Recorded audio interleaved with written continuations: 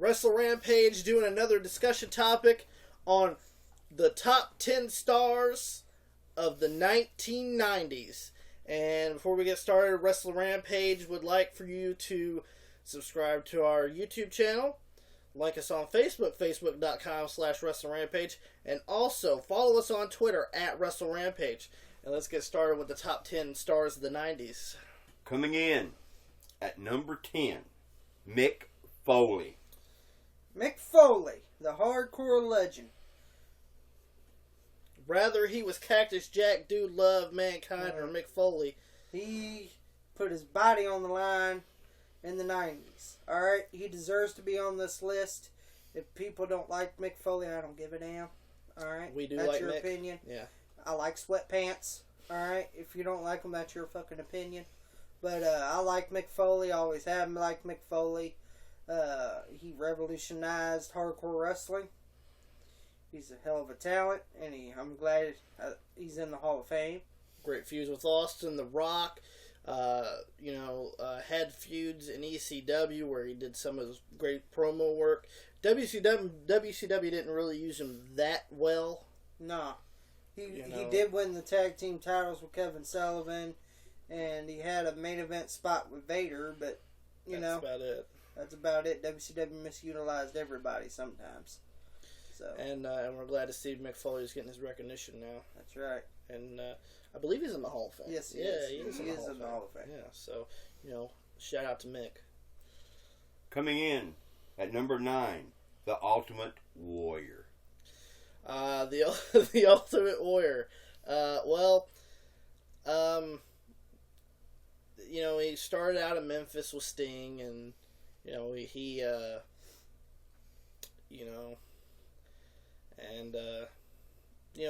got over pretty well in Dallas and in WCCW as the Dingo Warrior, and came to WWF, and he had great feuds actually with Andre the Giant and Rick Rude, and Rick Rude carried those matches really well. Yeah, let me tell you something. Y'all can mortalize his death all you want to. I never liked the Ultimate Warrior. He's a worthless piece of crap.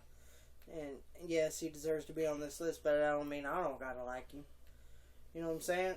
You can mortalize him because he's dead, because that's what y'all usually do anyways. But, and I hate people like that. So, he was a prick in the afterlife, and everybody knows it. He was a dick. So, if you're a dick in real life, when you were alive, you're probably a dick in real life in the afterlife. So, but that's all I got to say about the Ultimate War. And he had great feuds with other people, and his top of the mountain that he had was at WrestleMania 6 against Hogan. Yeah, Hogan made him. Yeah. If it wasn't for Hogan making that match go 20 minutes, he couldn't. And like Ted DiBiase said, Ultimate Warrior can never have a good match on his own. And where he became world WWE champion and Intercontinental champion, and then later, feud with Macho Man and all that, and then he went to WCW. See, he was with guys that can carry him. See, that's what he needed. He needed guys to carry him. He doesn't like Warrior, and that's fine, but Warrior did. He did revolutionize the 90s, but I ain't gotta like the guy. True that. We'll go ahead and go to number 8. Coming in at number 8, Mr. Perfect. Oh, Mr. Perfect. The man that threw a perfect strike. That's right. That's right. Mr. Perfect. The perfect throw. That's right. The perfect shot. Catch. The perfect game and bowling. If y'all don't like Mr. Perfect, I don't give a damn. Alright? You can brutalize the Warrior all you want to, but to me, Mr. Perfect... Yeah, but he died of a cocaine overdose. I don't give a fuck. He had more talent than Warrior did. Correct. So, Mr. Perfect, to me, I like Mr. Perfect. He was the greatest athlete I've ever seen. AWA champion. He was an AWA champion. Nick Bockwinkel. He had great matches with Nick Bockwinkel. Jerry Lawler. Even had great matches with Greg Gagne. Okay, what does that tell you? Greg sucks. There you go. Who's carrying the match? It's Kurt. Came to WWF. Had great feuds. Bret Hart. The match at SummerSlam. Especially King of the Ring '93. If y'all don't remember that match, I think it was the semifinals, Perfect and Hart, and the winner took on Bigelow. So, yeah, if you haven't seen that match, that's another great match you need to see. And he even had a great match at SummerSlam with Shawn Michaels. Shawn Michaels. At SummerSlam 93. Had his feud with Hogan. Yeah, and of course you know who went over in that match. That doesn't work for me, brother. He never jobs. And then eventually went to WCW and did the West Texas Rednecks. That was really good. You know. Yeah, that's Kurt for you. Because except for Curly Bill. Yeah, Virgil. You know Virgil. He's a wrestling superstar. But sadly enough, he never became the WWF champion. He was only Intercontinental champion twice, but he made those 2 times count. That's right. He is on the top as one of the greatest Intercontinental champions of all time, and he only won it twice. That's right. And Kurt Hennig, I'm glad he's in the Hall of Fame. I'm glad Mr. Perfect's in the Hall of Fame. He deserves it. And there's some more people I think should be in the Hall of Fame that's not in there, like a Randy Savage, Rick Rude, Brian Pillman, you know. And that leads us into number 7. Number 7, DDP. It's me. It's me. It's DDP. Yeah. His WWE career wasn't too good, but in WCW in the 90s, he was great. DDP had great matches. He had great matches. I'll always like DDP. Savage and Uncensored. Savage. That was a good match. Spring Stampede with Savage. He had good matches with Hogan. He had good matches with He even had good matches with Scott Steiner, and that's hard. That's hard to do.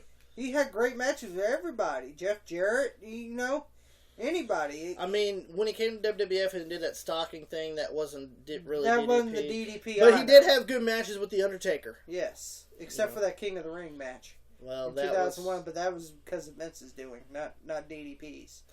You know, and I can't wait to see DDP in the Hall of Fame one of these days. Right. And look at him now. He helps talent. Look what he did. Look what he did for Jake Roberts. All right. And Scott Hall. Those guys were the biggest drug addicts I've ever seen in my life. And he took them and showed them the way. I have all respect for DDP. Just plain respect for DDP and one of the greatest.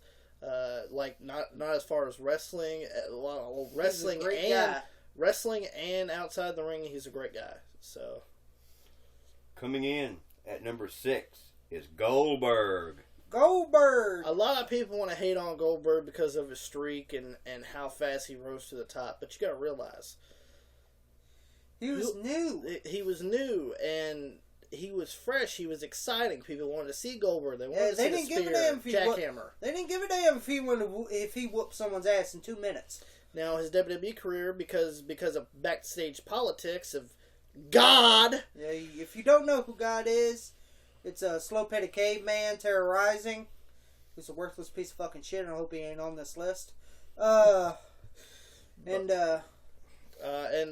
give it up for Goldberg, United States champion, had some great matches. He beat Hogan in the Georgia Dome, which this is the idiocy of WCW. That should have been a pay-per-view match. But they put it on Nitro for free. They put it on Nitro for free. You guys are fucking stupid. You guys could have had a main event match at a fucking pay-per-view. Yeah, Hogan versus Goldberg. You could have had that in a main event. I could have planned that after a good shit at dinner at Taco Bell. And then that stupid shit with Kevin Nash and the streak. Yeah. Because he had the stroke. Yeah. Stroke of what? You know, yeah, but fuck Kevin Nash. But Goldberg's great, and we're glad to see him on the list. That's right. Coming in at number 5, The Undertaker. Oh, Booger Red. Big bad Booger Red. That's right, The Undertaker. He deserves to be on this list. I love The Undertaker. He had great matches with anybody, except for King Kong Bundy. And WrestleMania 11. Yeah, John Gonzalez. Great matches with Austin, Yokozuna. The Rock, Hogan, and when he won the championship at Survivor Series. He had great matches with Yokozuna. He had great matches with Bret Hart. He had great matches with Shawn Michaels. I don't really think there was, besides the suckiest wrestlers. Yeah. I don't think there was any bad matches that he really had when you look except at for it. like a Batista match.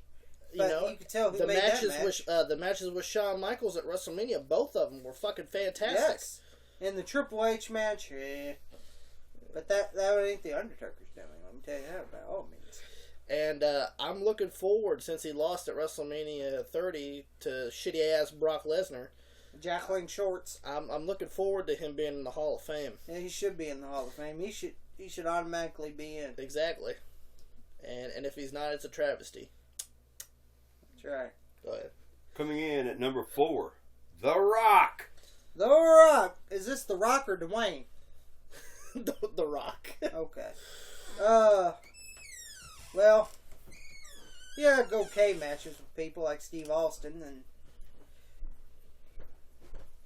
and that was about it, in my opinion.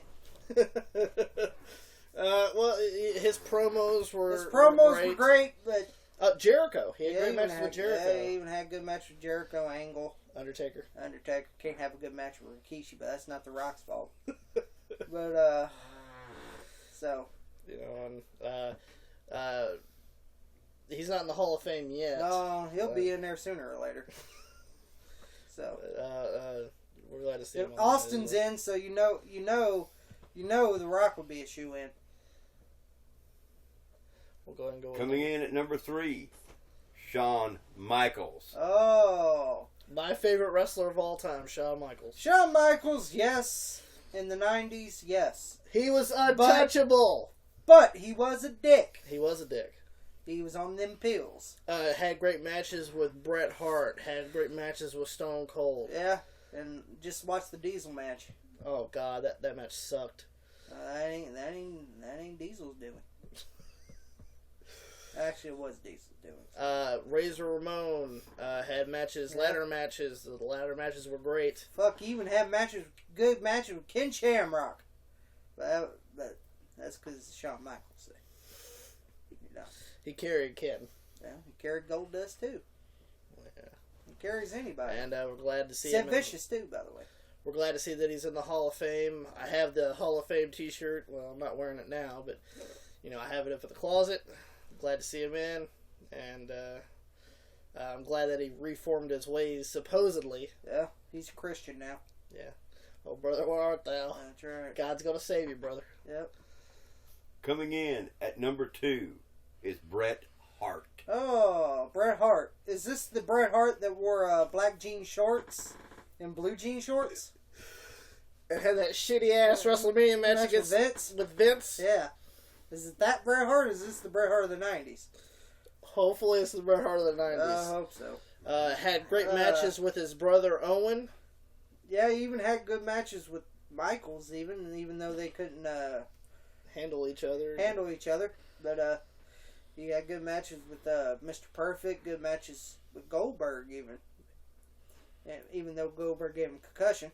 Supposedly. Yeah, supposedly. But he had that stroke like 5 years later or some shit. But Bret Hart, yeah. Finally, but here's the thing I kind of disagree on Bret Hart here. He did accept the Hall of Fame nomination, alright? But he didn't show up for WrestleMania. If you're going to do it, brother, do it all the way. Don't do it half-ass.